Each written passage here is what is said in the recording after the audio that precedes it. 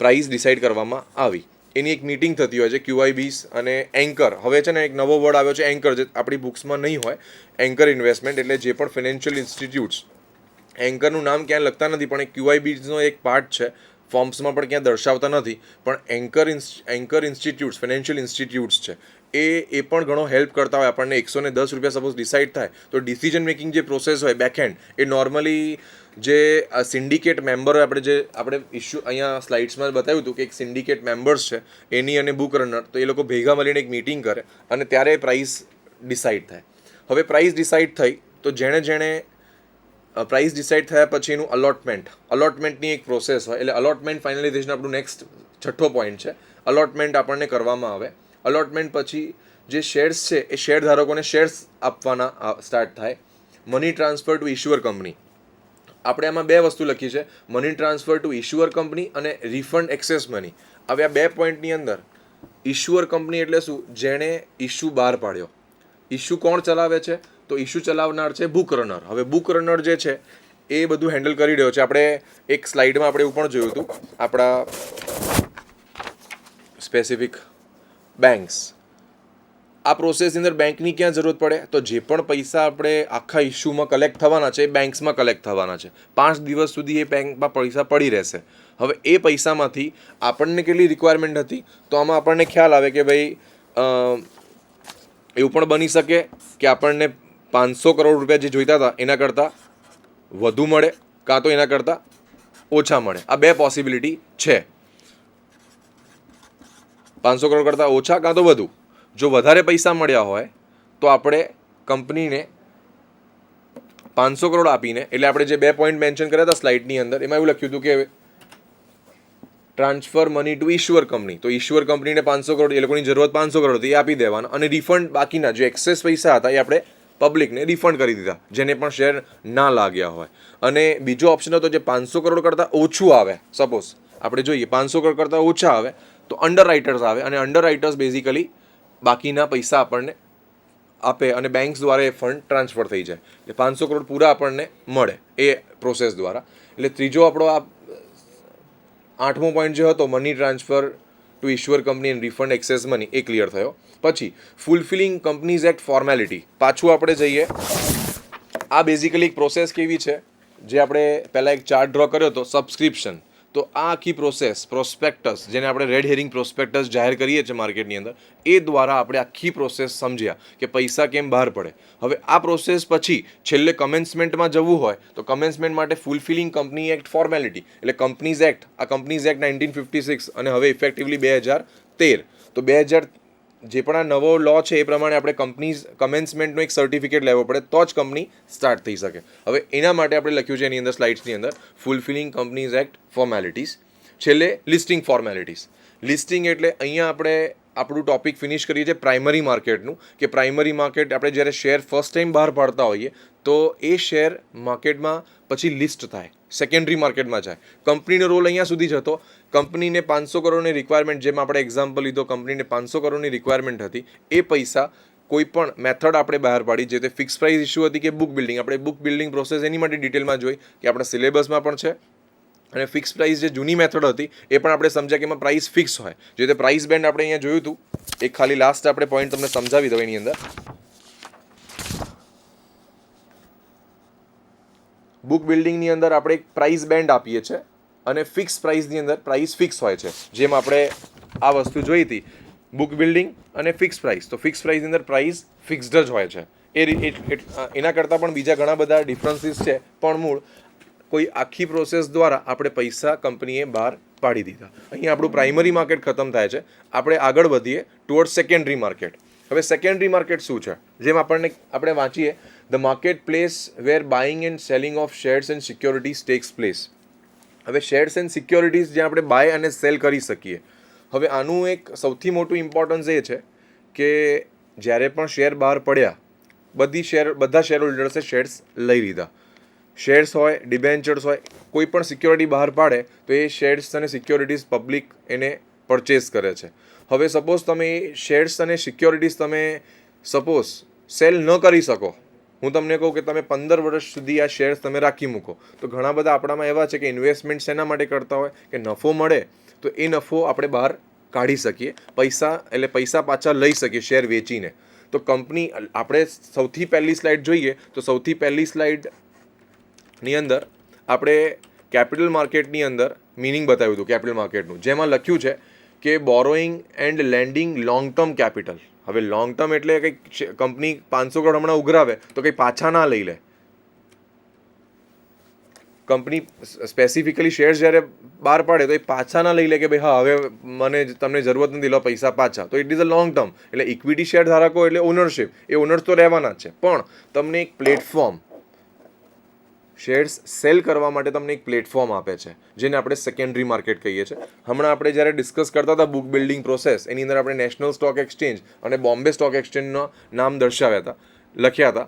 એ secondary market exchange, જેને આપણે કહીએ કે સેકન્ડરી માર્કેટ ચલાવવા માટે એક્સચેન્જનો ઉપયોગ થતો હોય છે.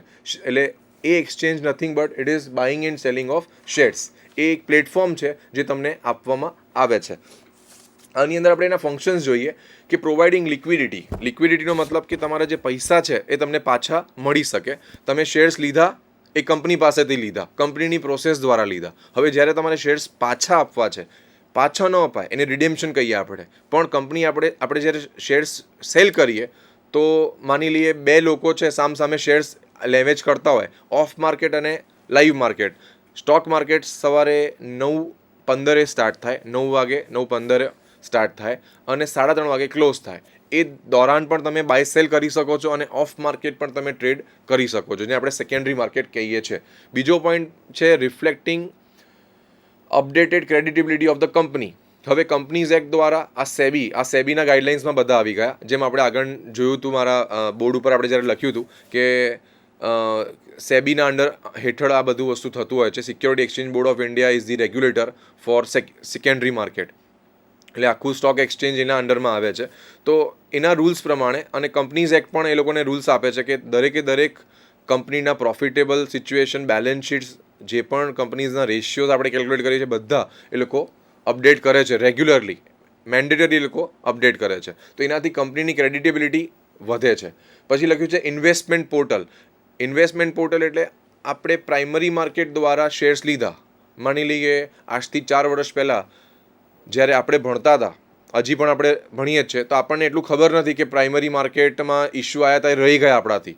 પણ એવું તો નથી કે રહી ગયા તો હવે આપણે લઈ જ ના શકીએ. તો ઇન્વેસ્ટમેન્ટ પોર્ટલ, તમે સેકન્ડરી માર્કેટમાં પાર્ટિસિપેટ કરીને સ્ટોક એક્સચેન્જમાં જઈને, જે આપણે એની પ્રોસેસ આપણે જોઈશું, સેકન્ડરી માર્કેટની શું પ્રોસેસ છે, એ પ્રોસેસ દ્વારા એવું નથી કે તમે શેર્સ ના લઈ શક્યા તો તમે રહી ગયા છો. આ પોર્ટલ દ્વારા, જે લાઈવ પોર્ટલ છે, એ પોર્ટલ દ્વારા તમે શેર્સ તો લઈ શકો છો, સેકન્ડરી માર્કેટનો લાભ લઈ શકો છો. પછી આર્બિટ્રેશન એન્ડ સ્પેક્યુલેશન વિન્ડો. આમાં છે ને હવે આપણે 3 લોકો છે જે આપણે સમજવા જોઈએ. 3 લોકો કોણ? બોર્ડ ઉપર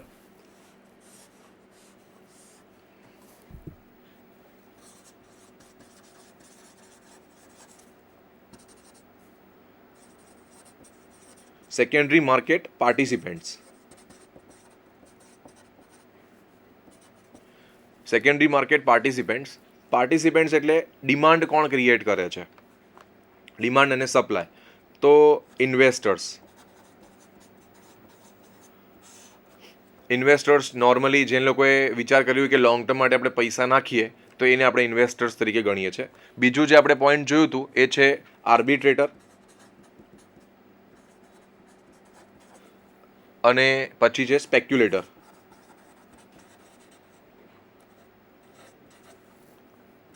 આર્બિટ્રેટર અને સ્પેક્યુલેટર, આ 3 લોકો છે જે વોલ્યુમ ક્રિએટ કરે છે, બાઇંગ અને સેલિંગ ક્રિએટ કરે છે. ઇન્વેસ્ટર્સ, જે લોકોને એવું લાગે કે આપણે બાય પણ કરી શકાય, સેલ પણ કરી શકાય. સ્પેક્યુલેટર્સ સટ્ટો રમતા હોય, ડે ટુ ડે બેઝિસ પણ રમી શકે ઇન ધ સેન્સ બાય અને સેલ કરી શકે ડે ટુ ડે બેઝિસ ઉપર. અને આર્બિટ્રેટર ક્યારે પણ NSE કે BSE, આ બંને ઉપર આપણે એક એક્ઝામ્પલ દ્વારા સમજીએ કે NSE ઉપર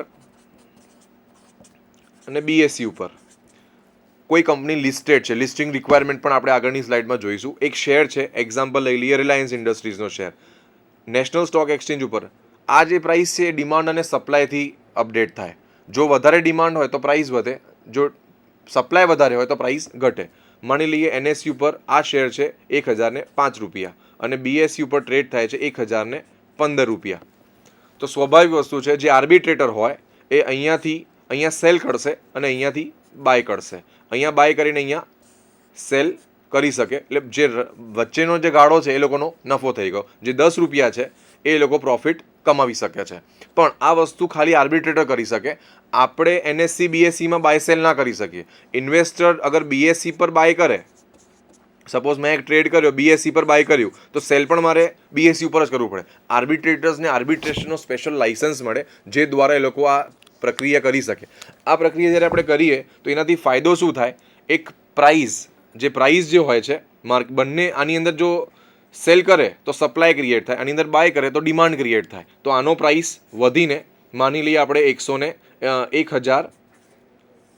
1010 રૂપિયા થઈ ગઈ. એટલે આ પડીને 5 રૂપિયા પડી ગયું ને આ 5 રૂપિયા વધી ગયું. એટલે આ એક સમતર પ્રાઇસ, એક કોમન પ્રાઇસ બંને જગ્યા ઉપર આવી જાય એવું એ લોકો આપણને હેલ્પ કરતા હોય છે. એ આપણો નેક્સ્ટ પોઈન્ટ હતો, આર્બિટ્રેશન અને સ્પેક્યુલેશન વિન્ડો. એ પણ લોકો હોય છે જે આપણને વોલ્યુમ પ્રોવાઈડ કરે. Knowing the market capitalization of the company. હવે માર્કેટમાં ઘણી બધી કંપનીઓ હોય છે, નાની કંપની, મોટી કંપની, મિડ સાઇઝ કંપનીઝ, એટલે અલગ અલગ કેપિટલાઇઝેશનની કંપની હોય છે. આપણે રિલાયન્સ કેપિટલનું નામ સાંભળ્યું છે, રિલાયન્સ ઇન્ડસ્ટ્રીઝનું નામ સાંભળ્યું છે, ટાટા સ્ટીલનું નામ સાંભળ્યું છે. હવે કઈ કંપની કેટલી મોટી એ આપણે જાણવા માટે સ્પેસિફિકલી આપણે માર્કેટ કેપ જે આપણે કહીએ છીએ વર્ડ, કે મોટી કંપની, તો કયા વર્ડથી કઈ રીતે આપણને ખબર પડે કે કંપની મોટી છે? તો જેટલા પણ શેર્સ કંપનીએ બહાર પાડ્યા હોય multiply by the market price. એ માર્કેટ પ્રાઇસથી આપણે મલ્ટીપ્લાય કરીએ તો આપણને માર્કેટ કેપિટલાઇઝેશન મળે, જે આપણે છેલ્લો પોઈન્ટ લખ્યો છે, knowing the market capitalization of the company, એ આપણને ખ્યાલ આવે. આ થોડાક ફંક્શન્સ હતા સેકન્ડરી માર્કેટના, કે આપણને ઘણી બધી ઇન્ફોર્મેશન મેળવવા માટે મદદરૂપ છે. આગળ આપણે ટ્રેડિંગ ઓફ સિક્યોરિટી, જે આપણે સિક્યોરિટી બાય અને સેલ કરતા હોઈએ એની આપણે પ્રોસેસ જોઈએ. સપોઝ તમે એવું વિચાર કરો કે પ્રાઇમરી માર્કેટમાં હમણાં તમે સ્ટડીઝ કરો છો, તો પ્રાઇમરી માર્કેટની અંદર તમે પાર્ટિસિપેટ નહોતા કરી શક્યા, જેમ આપણે વાત થઈ. સેકન્ડરી માર્કેટ્સમાં આગળ જઈને તમે ઇન્વેસ્ટ કરી શકો છો. તો સૌથી પહેલાં ઇન્વેસ્ટમેન્ટમાં તમારે શું કરવાનું? કંપનીઝનું રિસર્ચ ને બધું તો છે, બ્રોકર્સ પણ માર્કેટમાં અવેલેબલ છે. જેમ આપણે સ્લાઇડમાં મેન્શન કર્યું છે, સિલેક્ટિંગ અ બ્રોકર. આપણે એક બ્રોકર સિલેક્ટ કરવો જરૂરી છે. પણ બ્રોકર સિલેક્ટ કર્યાથી જ આપણે જે બ્રોકર સિલેક્ટ કર્યો એ બ્રોકર પાસે જઈને આપણે એક ડીમેટ અકાઉન્ટ ઓપન કરાવડાવ્યું. હવે ડીમેટ અકાઉન્ટ શું છે એ જોઈએ આપણે, અને ટ્રેડિંગ અકાઉન્ટ શું છે. તો ડીમેટ જે છે એને આપણે કહીએ છીએ ડીમટીરિયલાઇઝેશન.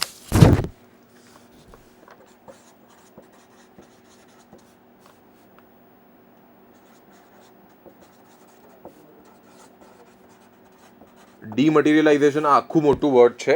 આમાંથી આપણે આન્સર મળ્યો ડીમેટ. ડીમેટ એટલે મટીરિયલાઇઝેશન અને આ છે ડીમટીરિયલાઇઝેશન. મટીરિયલ એટલે આ પેપર ફોર્મ છે, this is a paper, physical form છે. ડીમટીરિયલ એટલે ફિઝિકલ ફોર્મ જતું રહ્યું. એટલે basically it is nothing but electronic form. Electric ફોર્મની અંદર તમારા શેર્સ એન્ડ સર્ટિફિકેટ કન્વર્ટ થઈ ગયા. એટલે જૂના ટાઈમમાં જે ઓલ્ડ સિનેરિયો હતું એ ઓલ્ડ સિનેરિયોની અંદર પહેલાં આપણે ફિઝિકલ ફોર્મમાં શેર્સ લેવેચ થતી હતી. એ આપણે સમજીશું હમણાં આગળ બીજી એક સ્લાઇડમાં બતાવીશ. અને હવે ઇલેક્ટ્રોનિક ફોર્મ આવી ગયું છે, એટલે ડીમેટ તમારે કમ્પલસરી ઓપન કરાવવું પડે છે. ડીમેટ અને સાથે સાથે ટ્રેડિંગ અકાઉન્ટ. ઘણી બધી બેંક્સની અંદર ડીમેટ અકાઉન્ટ એ લોકો ઓપન કરે પણ ટ્રેડિંગની ફેસિલિટી નથી આપતા. આપણે સ્લાઇડ્સ જોઈએ એક વખત, તો આપણે એમાં લખ્યું છે કે ડીમેટ અને ટ્રેડિંગ અકાઉન્ટ આ બંને આપણે ઓપન કરાવવાના રહે. તો ડીમેટ શેના માટે છે? તો જે પણ આપણે શેર્સ અને સિક્યોરિટીઝ લઈએ છીએ એ સિક્યોરિટીઝ ક્યાં જમા થાય? તો ડીમેટમાં જમા થાય. પહેલાંના ટાઈમમાં એ ફિઝિકલ આપણને શેર મળતા હતા, તો એ ફિઝિકલ શેર્સ આપણે આપણી પાસે ઘરે તિજોરીમાં મૂકી રાખતા હતા કે હા શેર્સ છે, જ્યારે વેચીશું ત્યારે આપીશું. પણ હવે તો ડીમેટ એટલે ફિઝિકલ ફોર્મમાં નથી, ઇલેક્ટ્રોનિક ફોર્મમાં છે. તો એક અકાઉન્ટની અંદર જમા થઈ જાય, જેને આપણે ડીમેટ કહીએ છીએ. અને ટ્રેડિંગ અકાઉન્ટ એટલે એવું જેમાં આપણે બાય સેલ એક બ્રોકર પાસે કરી શકીએ. એ અકાઉન્ટ આપણે ઓપન કર્યા પછી કોઈ પણ બ્રોકર પાસે અકાઉન્ટ ઓપન કરાવડાવીએ તો વગર પૈસે તો આપણે શેર લઈ ના શકીએ. એટલે ત્રીજો પોઈન્ટ આપણો આવે છે fulfilling the margin requirement and placing orders. પૈસા આપણે બ્રોકરને આપ્યા, એડવાન્સમાં અમુક બ્રોકર્સ જે નવા છે એ લોકો પહેલેથી જ પૈસા લઈ લેતા હોય. તમારે શરૂઆત જ કરવી હોય તો તમને કહેશે 10,000 લાખ રૂપિયા એ મૂડી તમારે ત્યાં જમા કરાવવી પડશે. જેમ તમે મૂડી જમા કરાવો એ મૂડી દ્વારા સ્પેસિફિકલી તમે શેર્સ ટ્રેડ કરી શકો છો. નેક્સ્ટ સ્ટેપ જે આવે છે આપણે કે કયા શેર્સ આપણે તમે લેશો એ તમારે એનાલિસિસ કરવાનું, રિસર્ચ કરવાની કે કયા શેર્સ સારા છે. કોઈકે એડવાઇસ કરી હોય, કોઈક એડવાઇઝર હોય, એડવાઇઝર પાસેથી તમે જાણી લો. તો એ જે શેર્સ તમારે લેવાના હોય એના માટે જે સ્ક્રીન હોય, હવે આપણે એ ટોપિક ડિટેલમાં સમજીશું, પણ આપણે પહેલાં ટ્રેડિંગ સિક્યોરિટી સમજી લઈએ કે ટ્રેડ કેવી રીતે થતો હોય છે. તો આપણે ઓર્ડર પ્લેસ કરવો પડે, ઓર્ડરને એક્ઝિક્યુટ કરવો પડે. એ બંનેમાં ડિફરન્સ છે. જે ત્રીજા પોઈન્ટમાં લખ્યું છે પ્લેસિંગ ઓર્ડર, એ આપણે એક એક્ઝામ્પલથી સમજીએ. એ એક્ઝામ્પલ એવું છે કે મારે ઓર્ડર મેં રિલાયન્સનો શેર 1,005 રૂપિયાનું છે, આપણે લેવાનો છે, આપણે પરચેસ કરવાનો વિચાર કરીએ છીએ. આપણે વિચાર કર્યો કે 990 રૂપિયા આવે આજની તારીખમાં તો લેવો છે, નહીંતર તો નથી લેવો. તો આપણે ઓર્ડર પ્લેસ કર્યો, એની અંદર આપણે લખી દીધું કે 990 આપણે ઓર્ડર નાખ્યો અને 105 રૂપિયા હમણાં ચાલે છે. જો શેર્સ પડે, આ શેરની વેલ્યુ પડે તો 990માં આવે. એટલે જે આપણે સ્લાઇડ્સમાં જોયું ને એક્ઝિક્યુશન ઓફ ઓર્ડર, પહેલાં આપણે ઓર્ડર પ્લેસ કર્યો હતો, આપણે ઓર્ડર પ્લેસ કર્યો 990નો, અને એક્ઝિક્યુશન ઓફ ઓર્ડર મીન્સ જે આપણે ઓર્ડર એક્ઝિક્યુટ થઈ ગયો, જ્યારે 990 પડશે શેર આપણને મળશે 990માં તો એક્ઝિક્યુશન ઓફ ઓર્ડર ગણાય. પછી પોઈન્ટ આવે છે સેટલમેન્ટ ઓફ ટ્રાન્ઝેક્શન. જે પણ આપણે શેર્સ હવે લઈ લીધા હોય, 990માં આપણે માની લઈએ 100 શેર લીધા તો 99,000 રૂપિયા થયા, તો આપણે ઓલરેડી લાખ રૂપિયા માની લઈએ કે જમા કરાયા હશે, માર્જિન જે આપણે પોઈન્ટ લખ્યો છે, તો આપણા નામથી બિલ બનશે. લાખ રૂપિયા આપણે જમા કર્યા હતા, 99,000 વત્તા બ્રોકરની બ્રોકરેજ, એમાંથી બિલ બનીને આપણા ત્યાં બિલ મળી જશે. એટલે સેટલમેન્ટ થશે અને આપણા ડીમેટ અંદર જે પણ શેર્સ આપણે લીધા હશે એ આપણને મળી જશે. હવે આ બધા એક્સચેન્જીસ છે, સ્ટોક એક્સચેન્જીસ ઇન્ડિયાની અંદર. કેટલા બધા stock exchanges? Total 23 stock exchange છે. આ ડેટા તમારા બુક પ્રમાણે છે કે ટોટલ 23 સ્ટોક એક્સચેન્જ છે, જેની અંદર નેશનલ અને રિજનલ સ્ટોક એક્સચેન્જ કયા કયા છે. નેશનલ NSE, BSE, OTCI અને રિજનલમાં Ahmedabad, Madras, total 19 stock exchanges છે તમારા બુક પ્રમાણે. પણ હવે એવું થઈ ગયું છે કે ઓલમોસ્ટ 12 કે 15 જ એક્સચેન્જીસ રહી ગઈ છે જે આપણે ઓપરેટિવ છે. હવે સ્ટોક એક્સચેન્જની અંદર આપણે જે ટ્રેડિંગ ઓફ સિક્યોરિટીઝ ગણતા હતા એના ઉપર મારે ખાલી એક વસ્તુ સમજાવવાની બાકી છે, જે આપણે સમજીશું હવે. કે જે પણ ટ્રેડિંગ થતું હોય છે, ટ્રેડિંગ કરવા માટે